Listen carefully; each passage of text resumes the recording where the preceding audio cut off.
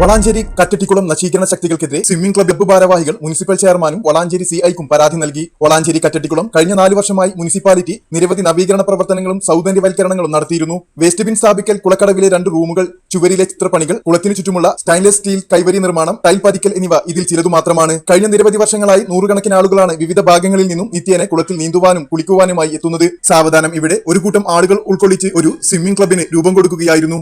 ഈ ക്ലബ്ബ് രൂപം കൊണ്ടതിനു ശേഷം കുളത്തിനു ചുറ്റും വലിയ കൂറ്റൻ ബഹുവർണ്ണ കൊടികൾ അലങ്കാരത്തിന് സ്ഥാപിച്ചിരുന്നു. കഴിഞ്ഞ 1 വർഷത്തിനിടയിൽ രാത്രിയുടെ മറവിൽ സാമൂഹ്യദ്രോഹികളോ സ്വബോധം നഷ്ടപ്പെട്ടവരോ മറ്റ് താല്പര്യങ്ങളോ ഉള്ള ആളുകൾ പലതവണയായി മുഴുവൻ കൊടികളും വേസ്റ്റ് ബിന്നുകളും റൂമുകളും മറ്റും ആസൂത്രിതമായി നശിപ്പിക്കുകയായിരുന്നു.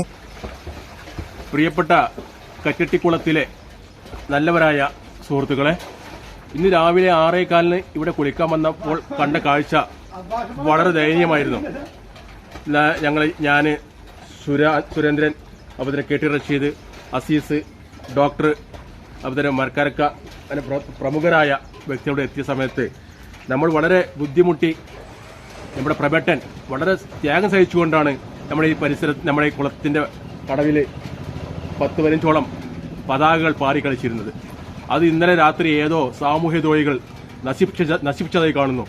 1-2 തോരണങ്ങൾ റഷീദ് കുളത്തിൽ നിന്ന് മുങ്ങിയെടുക്കുകയുണ്ടായി.